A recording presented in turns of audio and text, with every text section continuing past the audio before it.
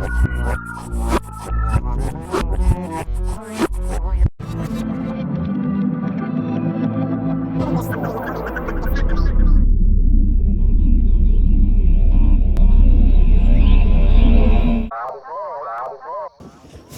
just taking a little walk here by myself here. It's kind of pushing into fall, early fall months, and so the sunlight is starting to dwindle in the evening hours a little quicker than in the summer. We haven't hit the fall back yet, but it's always a tough time for me to get acclimated to that period, just because I think the lack of, I really do miss that lack of sunlight. Kind of affects sleep and stuff like that. So I apologize if I sound a little groggy, certainly out of breath. I've been walking for, I don't know, maybe 45 minutes through here. If you listen closely, you probably hear the crickets and the river in the background. So I just wanted to talk a little bit about RE:"Infinite Edit, which is the most recent song that I put up on the page. I automatically know, just to do a little disclaimer at the jump, I already know how kind of like self-important it is to do a making of on anything to do with my channel. Like it's a very small scale channel, and I'm not really attempting to sell any music, but just the process of creating this song was such a huge part, actually, of the last year. Like any downtime that I had, I was really trying to dial this thing in, and that entails a ton of information that I'm not going to be able to remember or share, completely here. But just to give like an overview, and it's my little channel, and so I kind of have fun putting these kind of things together. I thought I would show some of the stuff that I've seen this year, some of the places I've been. Had a lot of, just kind of had a blessed year in terms of the ability to get away from my town a little bit and do some fun stuff. Like did a train ride, did some hikes out in Bryson City, and spent some time at a little cabin in Manahela. These are all places that are just really beautiful in my area that have, lots of waterfalls and things like that. So I thought it would give me an opportunity to kind of showcase some of that footage that I've captured, because I don't really do social media at all. So just kind of wanted an excuse to put all that footage somewhere, honestly. Know that this is a music channel, primarily. So, might throw some little noodly stuff in here and there. I think I might put, if you watch that video that I just put up, at the end of it, there's a backwards song, which is actually the original version that I recorded in 2021 of, at the time it was called RE:"Final Edit number 34. I think that's what it's called. This was actually a response to an email, like that RE tagline. It wasn't something I just pulled out of nowhere. Like it was actually the song started out as a response to an email. And so at the time, like 2021, that's when I was kind of a little more hyper-focused on doing a quote-unquote album, which I still hope to do. I still hope to get recordings that I feel are, good enough to do that. But I think, that the whole concept of the Saudade Mangata album that I was going to do, I think I'm just going to try to get maybe 2 or 3 more songs together. I have maybe 4 now, 3 or 4, and I might just go ahead and put that up somewhere like iTunes or something like that for free. I mean, I probably won't even sell it. I don't think. I don't have a reason to really, if it ever gained a following, that would be cool. But to me, this is working on music and having a source for creativity is really just a really important tool for me to process things in my life. I've always played guitar and, been a musician since I was a kid. And it's always been a really healthy way for me to, to kind of stay focused, stay balanced, stay out of trouble, whatever you want to call it.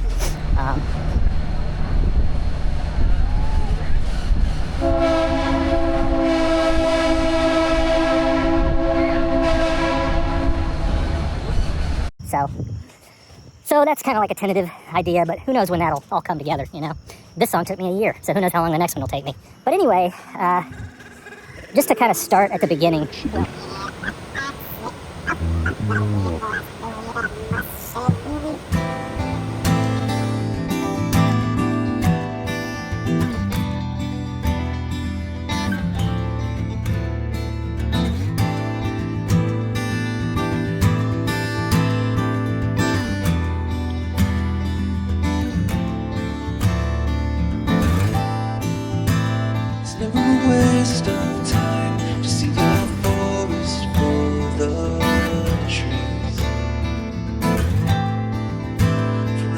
recognized your eyes, eternity. It's never a waste of time to finally understand the breeze and try to harmonize with the whispers of her leave. No one's listening but you. The scar that's left inside me. Sunny days and hurricanes, tears that beat like pouring rain. And I will never be the same.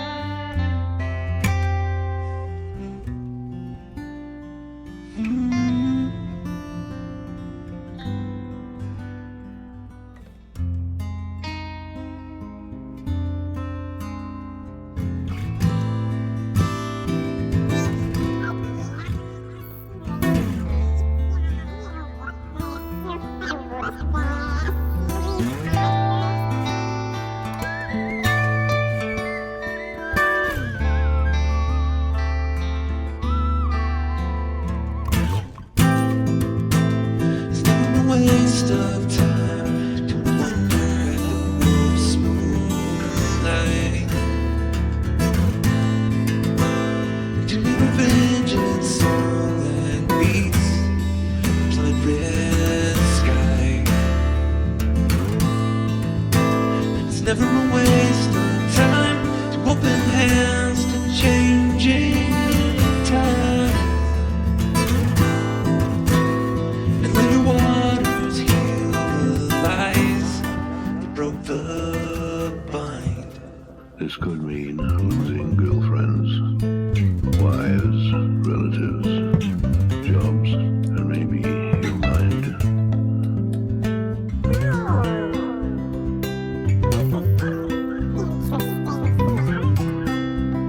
It could mean freezing on a park bench.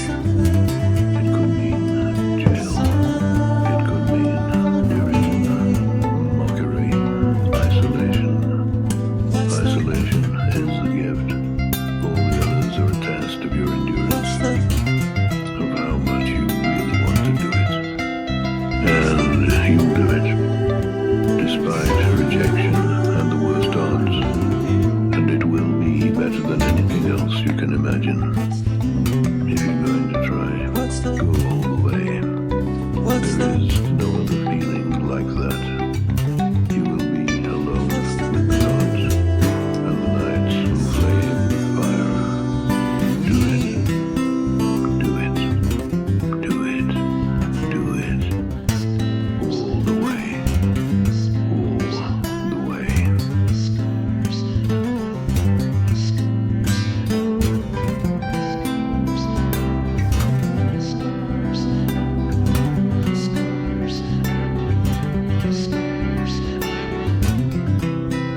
You will ride life straight to perfect laughter. No one's listening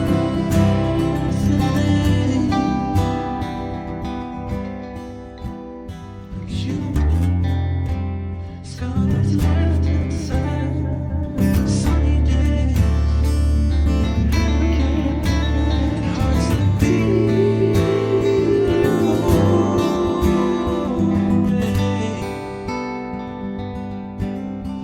Never be the same.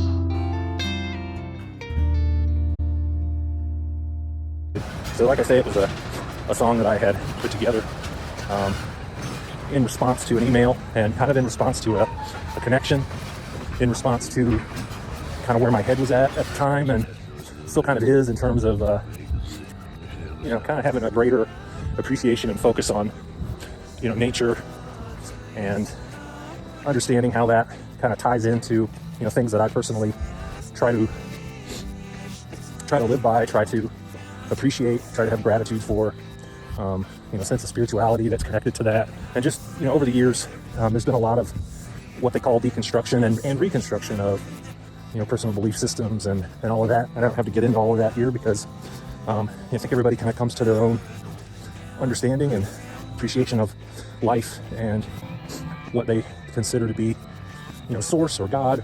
And for me, that always was deeply rooted in the faith of my grandparents. I was raised with a pastor, and they were a musical family.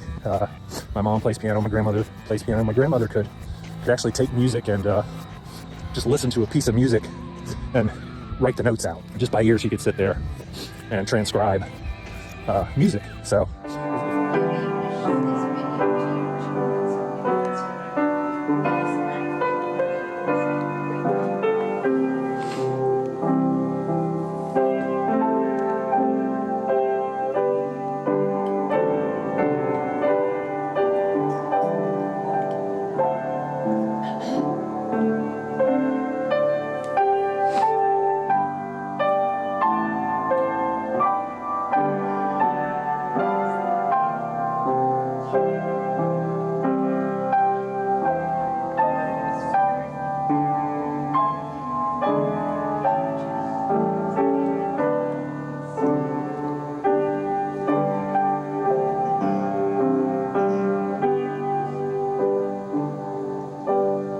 So I was really fortunate to come from a very musical family and a very religious family, and in many ways, that has had a lot of positive influence in my life, and also due to my own perceptions of things, there's been some negative, and I've had to kind of figure out, over the years, where I kind of stand with some of that. And over the last probably 4 or 5 years, I've kind of explored a lot of different avenues and ideas and concepts, and I really believe that there's a lot of importance in some of the indigenous ideas about nature and about how we live in balance or out of balance with nature, how that impacts the world. And I don't think there's any part of modern culture that is in alliance or harmony with the levels of what we consume versus what we put back. And I think there's a lot of people that are working to correct that course, but there's also a lot of people that,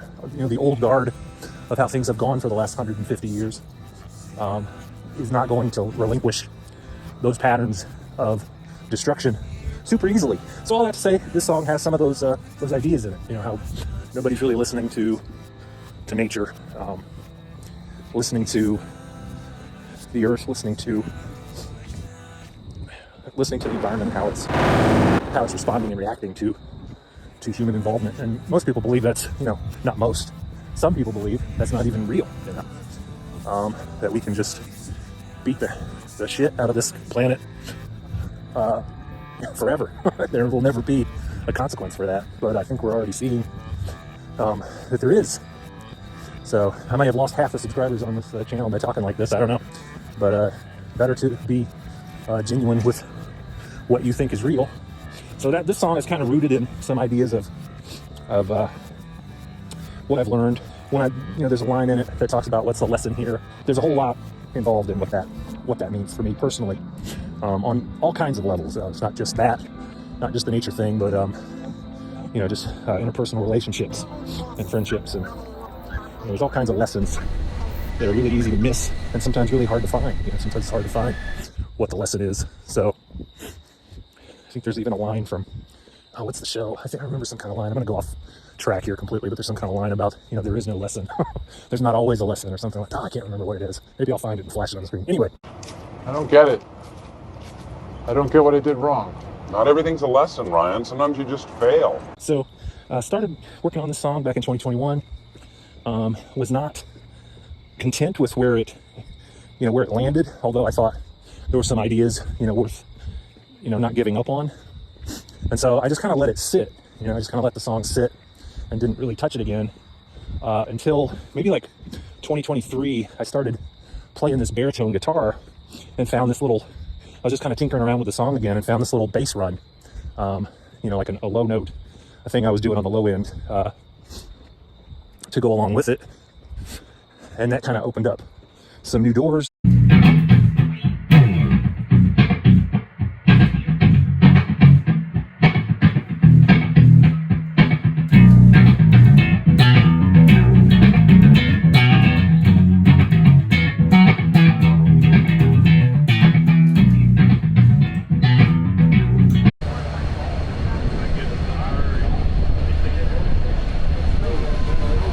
So I tweaked the words a little bit and put it down once again and didn't pick it back up until like it was 2024, I think maybe even February of 2024 is when I kind of started laying down some tracks, guitar tracks.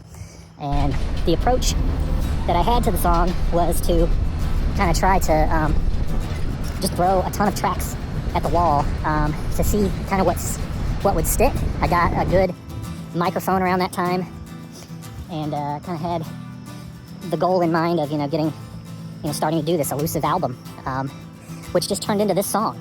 Literally just became a quest to get this song the way that I wanted it. And it really kind of showed me, I'll get to the mixing aspects of it, but we started with laying down tracks, and I threw down tons of guitar tracks.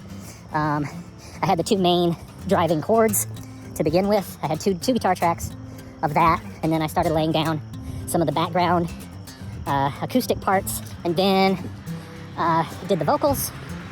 And we're talking, by the time the vocal tracking was finally done, we're talking probably, I want to say 20 tracks. Like, I'll go down through and try to show. What you are seeing here is the basic digital audio workstation that was used to record this song, commonly referred to as the DAW in GarageBand. I counted roughly 46 vocal tracks, and the total track count for everything combined ended up being somewhere in the neighborhood of 90 total tracks that were recorded and edited from the span of February of 2024 through July of 2025. Now back to you, Mississippi Dumbass Urim, sorry I meant Dave. Ha ha ha ha.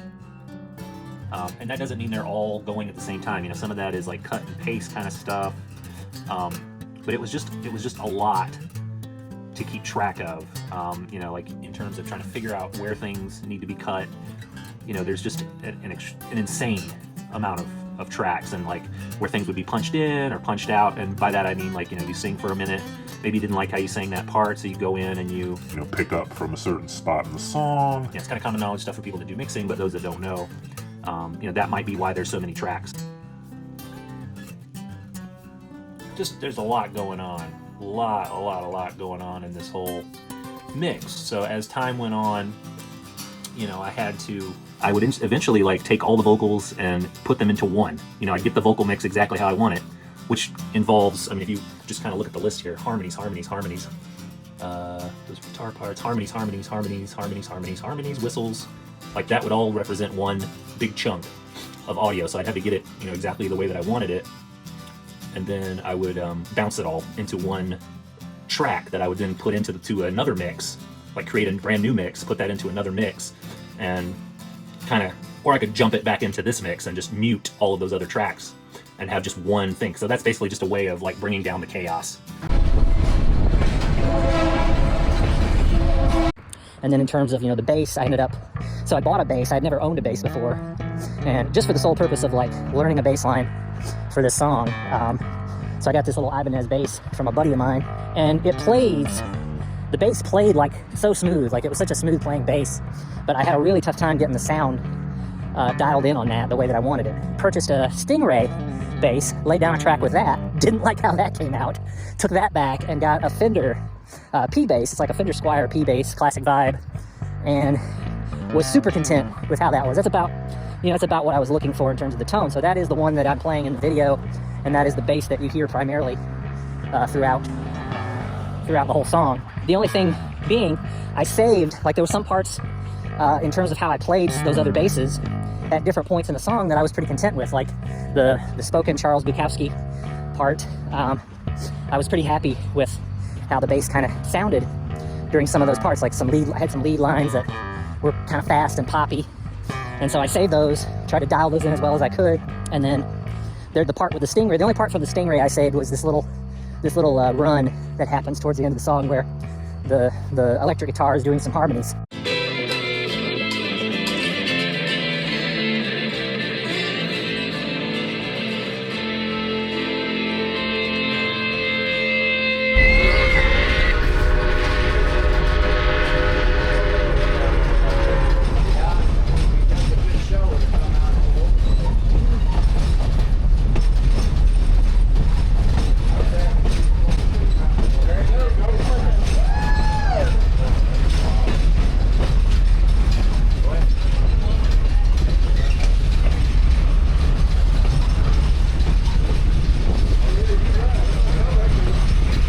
So it's a lot. And then, got I don't know if anybody's familiar with Dan Electro, but got like the cheapest, crappiest guitar pedal in the world is this little pedal called French Toast. And back in like 2012, maybe earlier than that, maybe like 2008, 2006, a buddy of mine had several of these Dan Electro pedals and a Marshall amp that he kind of let me borrow. I had this little studio space, and I found this tone with that French Toast pedal that all these years I had never been able to copy, but it's like this really nasally kind of, reminds me a lot of something that Jimi Hendrix used on Band of Gypsies. Like he had this really kind of gnarly fuzz tone that was like a fuzz octave, and it would distort in just these really cool ways. And so, flash forward to all these years later, I was like, well, let's see if I can capture that sound again. Similarities to the other one, when I was able to kind of dial that really funky fuzz, nasty guitar tone in, like I remembered it. So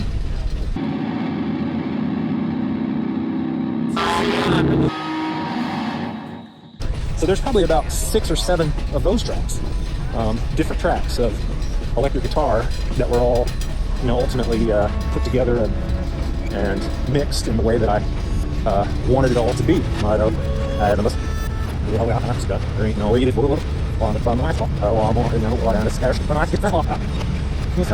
Now on to more drab, long-winded technical discussions that aren't really that technical at all, but explain to people who have never used a DAW why the process of editing can get super lengthy and tedious, especially when a person has no formal education or training on the proper way to use an electric shaver, let alone the intricacies of creating good audio. I'm sure some may observe this with great amusement and glee, while others will observe with bemusement and disinterest. But at least there is some kind of a public record of this total goofball, showing their amateurish process of trying to make a song sound better. Back to this daft muppet, as he keeps saying Sweet Fanny Adams while making a right pig's ear of a video. I wanted to show an example of the little edits I'm talking about in terms of, like, let's just say on the guitar. We'll just single out this guitar.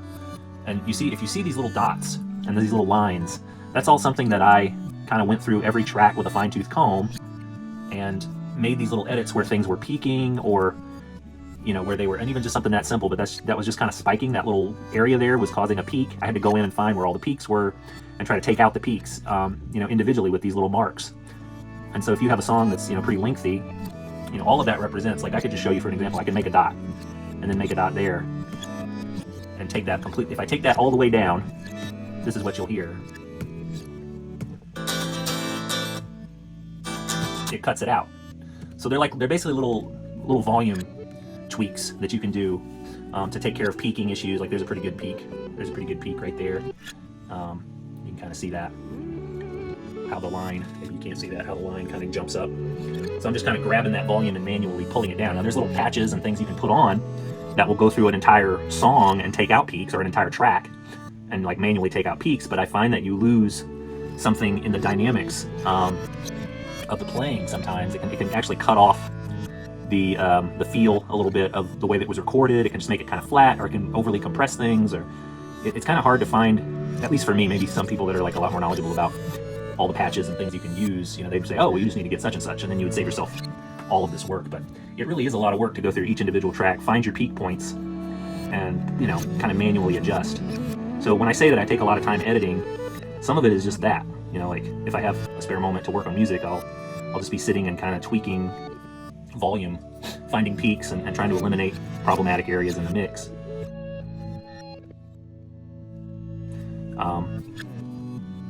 But yeah, it's a pretty extensive kind of process.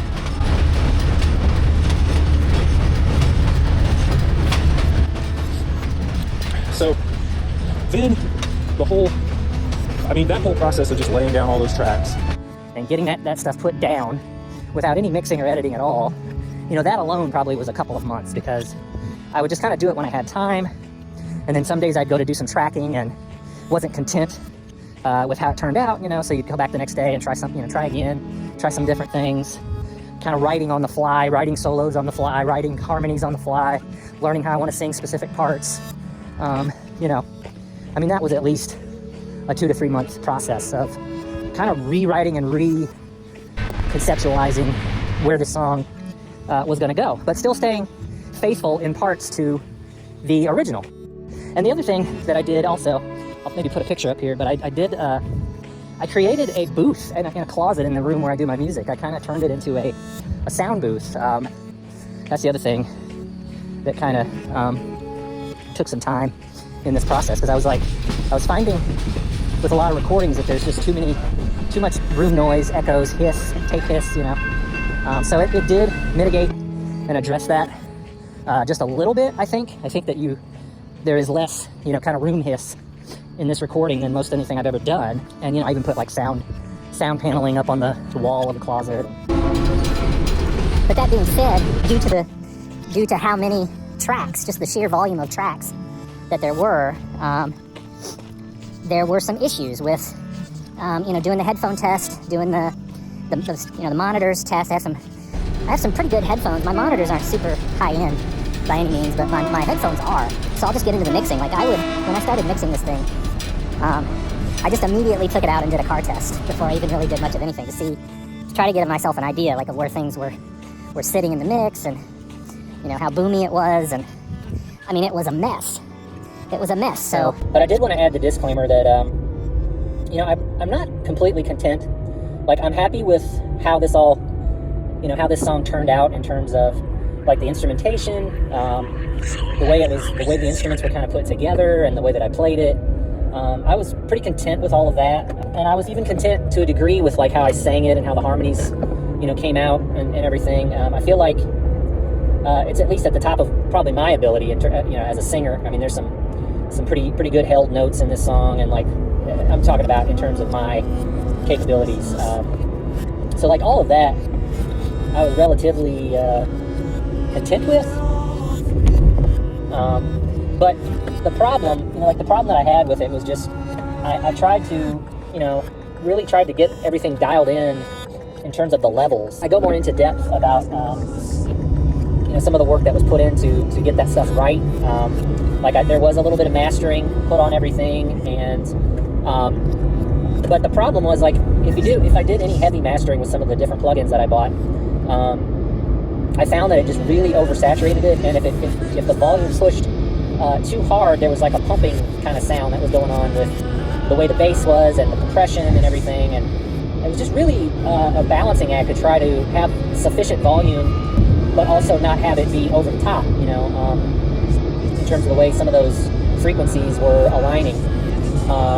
And so my reasoning on keeping the mix a little quieter was that people could turn up at the level that I have it, and it would maintain, for the most part, it would maintain the clarity and maintain the sound as I hoped it to be. The modern, the way people do mixing nowadays, most of the time is it's mixed pretty high, it's mixed pretty loud to where you don't have to turn it up much to get like pretty sufficient volume.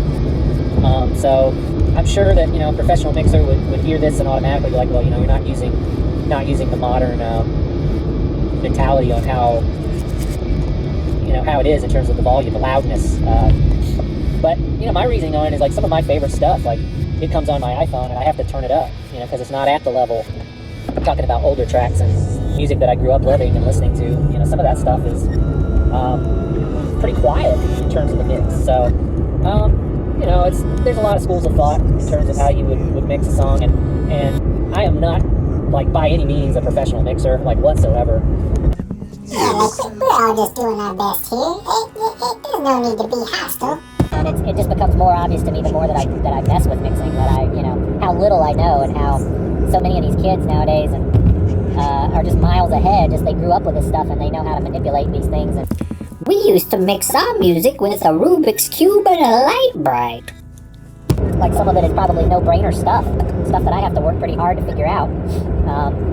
You know, as a pushing 50-year-old guy that grew up with 4-track tape recorders.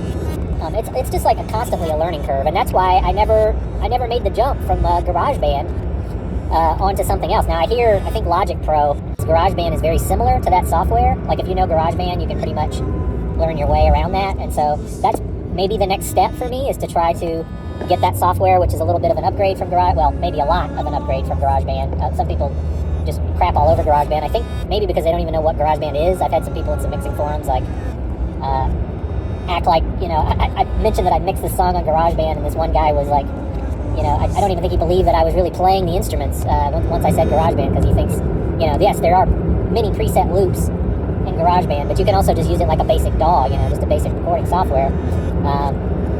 Anyway, just kind of rambling on a bit, but I just wanted to give that, you know, that little disclaimer about that I am not 100% content with how the mix came out. And, you know, it was car tested. Mother approved. Multiple times through this process, and I think where the song started in terms of when the tracks were all laid down compared to where it all ended up, you know, really it was a giant journey to get there. That is part one of the learning experience. Wow, big dog across the street just by itself. But that's part of the learning experience of just you know, realizing that the more complicated you make things in the initial part of just tracking, like there's a lot of things I would try to do differently now, like pre-setting things in a better way, keeping the mix in mind a lot more, and keeping it a lot more simple. I think those are the biggest lessons learned. Like, and I've never been a big fan of mixing music. Like, it's always been kind of a frustrating thing for me, that just the tediousness of just sitting there and looking for poppy areas, and you might have something that just automatically goes through the whole track and takes out the areas where it peaks, and you know, that kind of thing. But then you'll find that it cut the body and cut the, you know, the way you played it, and it sounds a lot more flat, or, you know, lacks resonance, lacks, you know, it can just subtract a lot more than it'll add. So and so that was another thing too, is just plugins, learning some plugins. I had never messed with plugins before, like at all, before this. I had messed with some effects, you know, through the recording software, but never, you know, never plugins. Let's see what's going on with this little dog here. I think he's just all alone. I don't see any people.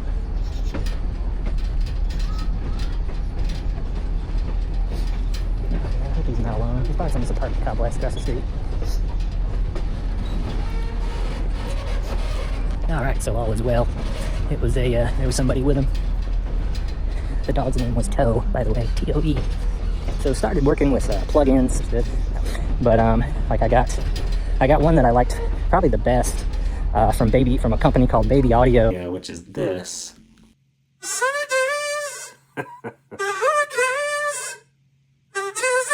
Like pouring rain, and I will never be. So you can just get lost in endless loops of just trying to find an effect that you like. It was a plugin called Humanoid, which kind of gives a little bit of a digital edge to the vocals, and it can auto-tune. You can like adjust all the levels of, like, you know, your auto-tune, and how digitized you want, you know, the voice to sound. So that was one. That's probably the one that I liked the most. I also got a mastering software from Waveforms, I think it is. I can't completely remember the name, but it was all right. It had some good, you could dial things in. There was another one too. It was like a, gosh, drawing a total blank. But I'll flash them up, and maybe I'll even put some links to some of the plugins that were used for this. I think you know, in some ways, like, I like plugins, I think they're helpful, but you can also kind of get carried away and it can really just mess up your sound. Like some of the plugins really have a tendency to just way overuse compression and, you know, which is fine if you're using like digital instruments, but if you're using acoustic instruments and, you know, or even, you know, even electric guitar, getting in the car now, electric guitar, bass guitar, they're not always like totally ideal. Anyway, I'm gonna get on the road here and try to go get a bite to eat. And don't know how that's relevant to anything in this conversation, but now that I've bored your socks off, maybe I can talk a little bit about the art. I just wanted to take a moment and talk a little bit about some of the art that was made and some of the photography, the different things that I kind of did for this video. Like for instance, this is the infamous UFO. I still have it actually right here. This is the little lights.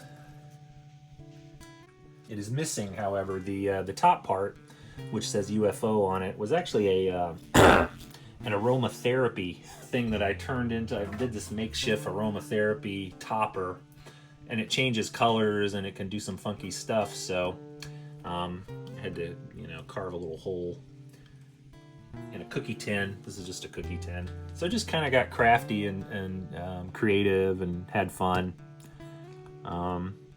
Yeah, flying, did the little effects in the iMovie. There's the heart coming up the string. Yeah, I did that little String. So that's like it's taking the heart and the brain, it's abducting the heart and the brain, the UFO, yeah, flying away. And then, yeah, we got the nice 1950s style dangling a UFO from a string. That is a mirror. That's two mirrors held together with with a candle in front of it. So you'll see a lot of repeating themes of, like, you know, two candles, two flames. Like boom. That's an outside shot of my fire pit where I took a mirror and put it and got some shots.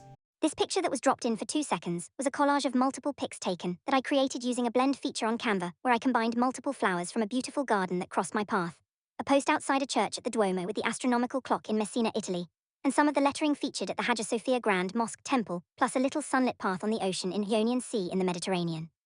All of this was photography that I took and mashed up as per an idea from the person it was all inspired by. Back to the blithering numb nuts.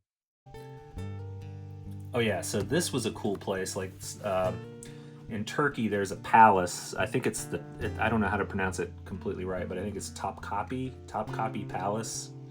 And they had a clock room of these really old, ancient, well, not ancient really, but just super old clocks that I thought was kind of neat. Plays with themes of time. This is a collage that I created, a waterfall, Soho Falls in Cherokee. And when I was visiting Soho Falls that day, I'm not sure if you can see, but right there was a man and a woman that looked like they were like out of the past, out of some scene from the past. Like she was wearing, it looked like Amish clothes, and they were walking away from me as I came to this waterfall. There's them down there at the bottom. So it had a very timeless kind of feel to it, just seeing these two people that look like they were out of the past. The husband, You can see he's got his hat on and, you know, just these really old clothes. So I thought that was cool. Made this little collage. and these are all things I've made along the way. This was one of the day after Aunt B died. I was hiking at this little trail and took that picture, and that little rainbow appeared.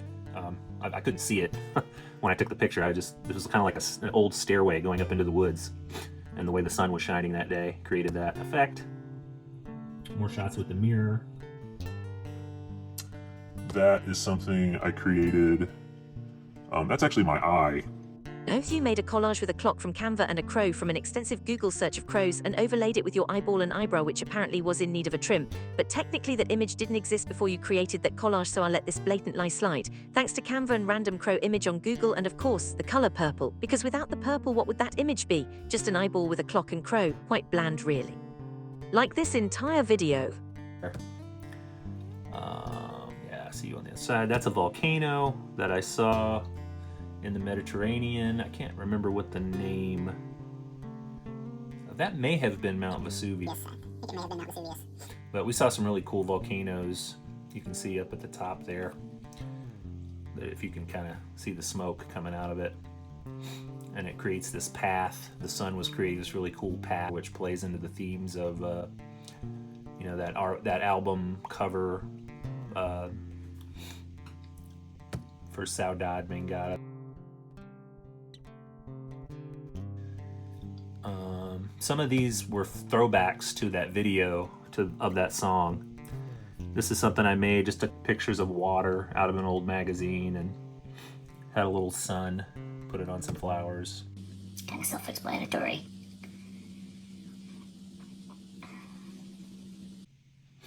The path on the water. That was a cool shot that I got in Cherokee. That is Mingo Falls in Cherokee, most recent trip. Oh yeah, let's go back. So that is the thing that my daughter actually created. I asked her to create a hands breaking free of shackles, and just told her to, like, you know, be creative with it. Kind of a lot of symbolism going on. More volcano shots. That's in Nantahala. It's a waterfall. That was rain that was falling the night before Hurricane Helene came in town. That is a clip. I got some video footage of that evening. Alright, so this is the precursor to Hurricane Helene.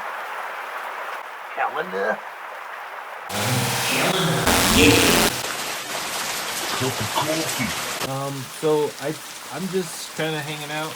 It's late Wednesday. What's on the radio right now? I'm curious.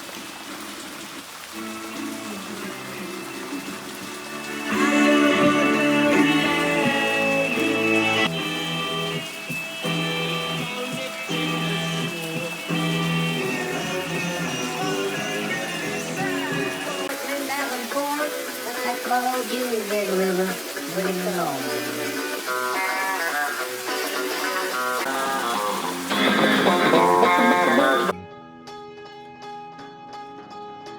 the flow going down the water.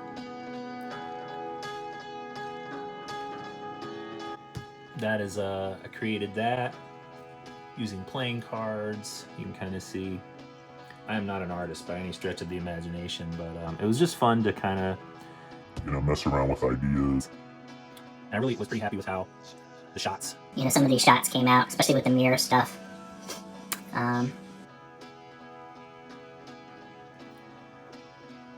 Yeah, reflection.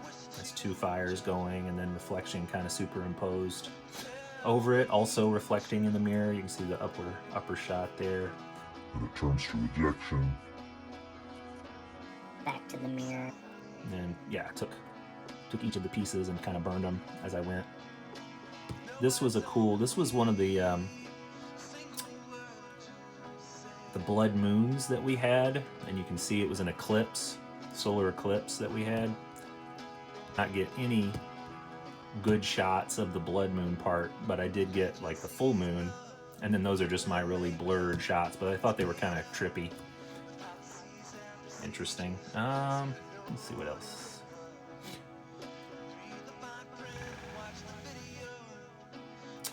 Yeah, that's one I did to go with the Bukowski line. Isolation is a gift. I'm over there at Jump Off Rock. Just trying to get creative shots. And that is in Turkey.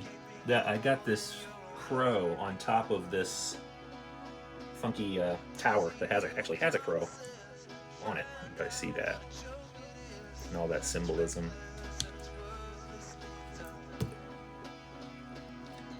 That is also from Turkey. I believe that's one of the mosques. And I just kind of took different pictures of that day and created a funky looking, colorful Collage. This is the big, what's the lesson here, board that continues to grow as the song goes on. Some psychology stuff thrown in. Let's see. Yeah, so I filled all that out.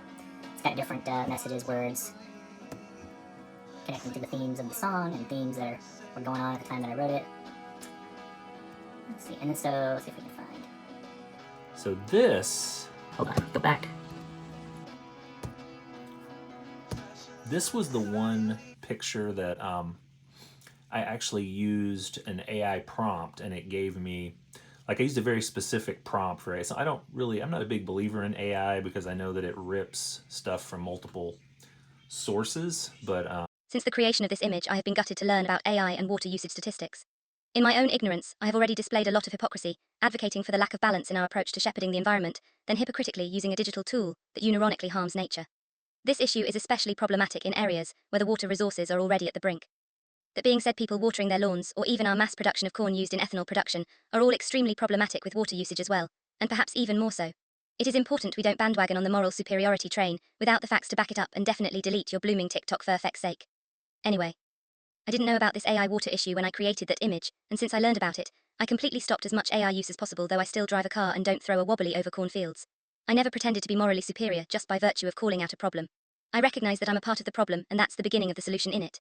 Anyway, back to the Muppet Show. I used a very specific prompt, and then I made a lot of additions. Like I created all of that, and I did all those constellations kind of tracing over the scars with the I will honor my scars theme. But I did use an AI prompt to create this one thing because I could not, obviously I would not be able to draw that, and I was going to get my daughter to do it, but she didn't have time to do it, and so I just kind of used one cheat for the video, which I then like creatively manipulated and changed a lot. Like I inserted some of the stars and did some of this other, to try to put a more original spin on it. But I do know that AI can rip off other artists. So I hope that if any artist, like they ever would, but if they ever were to see this and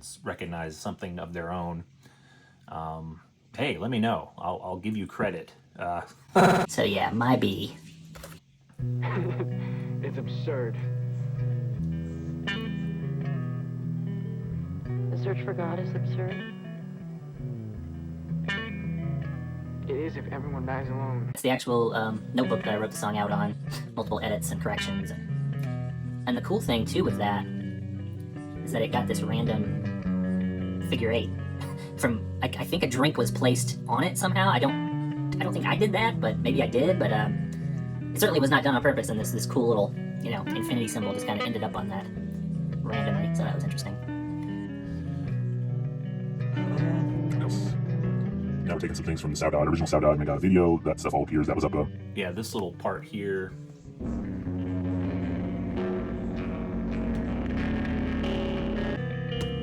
That little thing. I just randomly happened to hike and find that up on the parkway one day. Just random discovery. So all this stuff is like pretty much straight off of my phone, different times and interesting things I've seen along the way.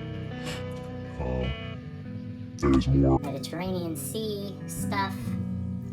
Oh yeah, so this is the Void's Abandoned Mint that I created. Curiously strong hints, just it's an Altoids box. Just little thematic winks and nods to things going on with the song, thematically. I really liked how some of those fire shots came out. Craigie Gardens Trail, that's where I found it, and that's actually me walking on that trail.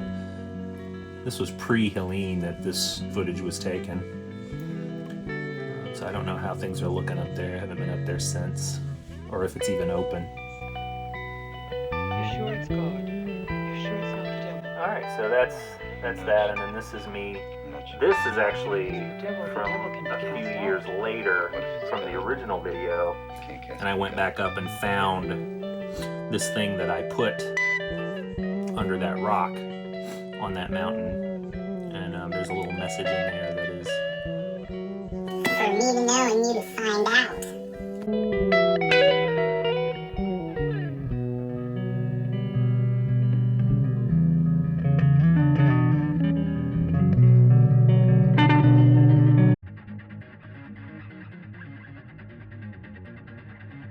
One of my favourite things about this project was walking into the woods with a giant mirror and eliciting weird looks from strangers. I'm sure this probably isn't an original concept, as there are billions of people on the planet, one of whom has probably executed this concept in a much more interesting fashion. Nonetheless, it was a lot of fun attempting to focus in on the reflections of the forest surroundings and try to blend those mirror images with what surrounded it. In some of the images they blended so well it is a little hard to even spot the mirror. In others the mirror created what looked like a door or a window to somewhere else. These are the results of that adventure, as well as the twin flame fire shots I created. Also, it is snowing today, so I'm trapped indoors and decided to create a chaotic 8-bit staticwire version of RE Infinite Edit to go along with the video. I even dropped Dat Riz funky slaytastic skibbity like a Delulu Sigma, even though it started a lil sus.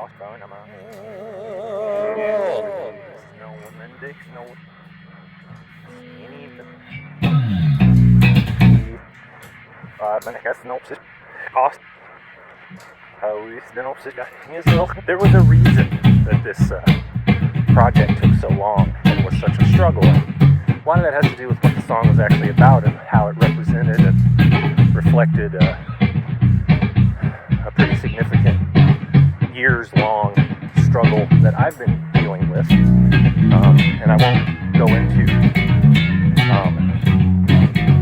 the full scope of it. Some stories are better left to mystery, I think. In reality,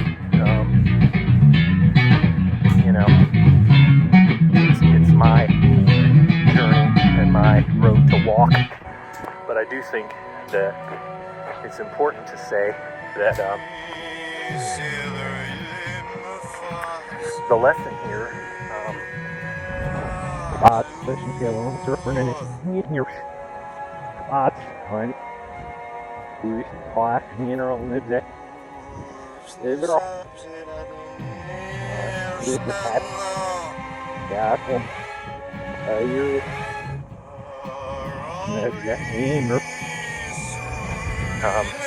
think it's really important, and especially like if my kids ever listen to this, for them to know that they don't have to hide or apologize or shrink or make themselves small to appease someone else.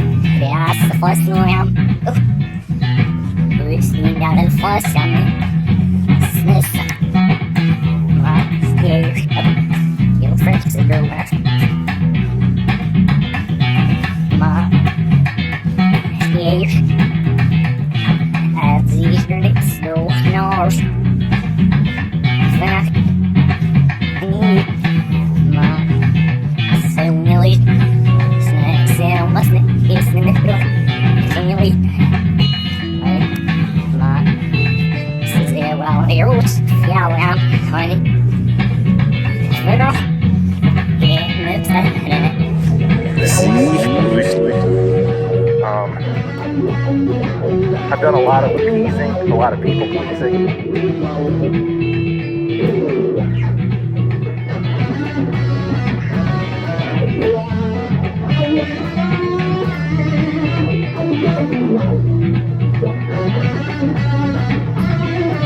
It's been a big learning experience the past several years, and it has centered largely around a person, and it has been a growth journey, and like learning aspects of myself that needed to go, still need to go, and even finding out, at 48 years old, still learning and finding out who I really am, like as a person. I've been a lot somehow of this other version of the self, if we can call it that. Very impressive. And reject that true version. There's even a term for it, they call it the matrix.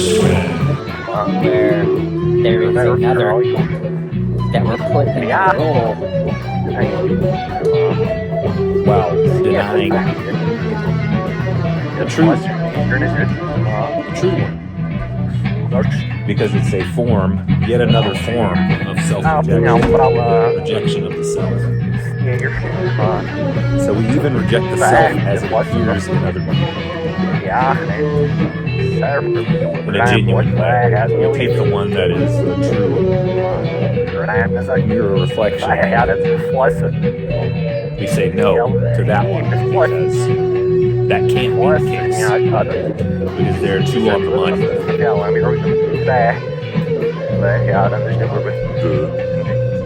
The genuineness of it is too much. So we push that one away. Just have to bleed out. Choose the delusion. Then the perpetuation of the rejection of the self. Well, a lot of crap I'm throwing at you.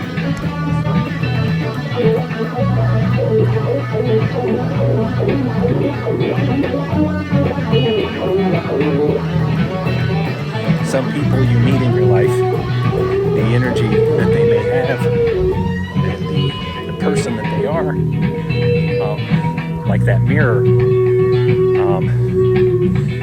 you're different branches of the same tree. And so when you happen to find back to the shrinking thing, back to that diminishing part in order to of the tree that you didn't know existed, it's that same thing. Can open up a lot of doors in your perception and in it's like a self-fulfilling prophecy. your soul. It's a perpetuating rejection of the self. When we and I would say to take what is the genuine reflection. For a long time, I kind of resisted as found and as through what it was and the what I lies think that it is. might be. Very resistant to it and thought it's just delusion and insanity, and there's a lot of that in this video of our delusion. That's the serpent wheel chat, but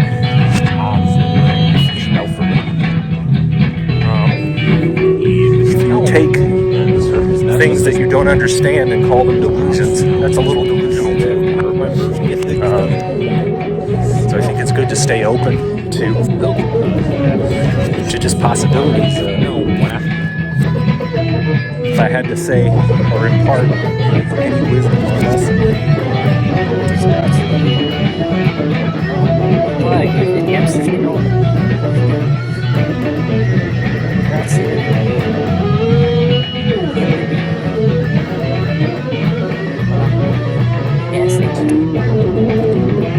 figure out where I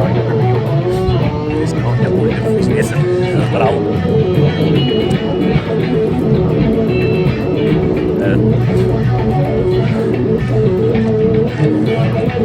when you start looking into that mirror and seeing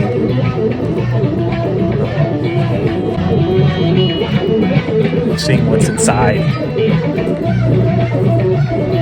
you might surprise yourself. So don't close off. Don't shut down things that are hard, that make you struggle. Sometimes, the way out is through. And so,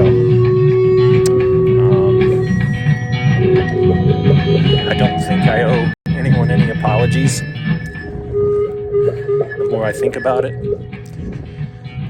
and I think the older I get, the less I'm going to be shrinking, looping for other people.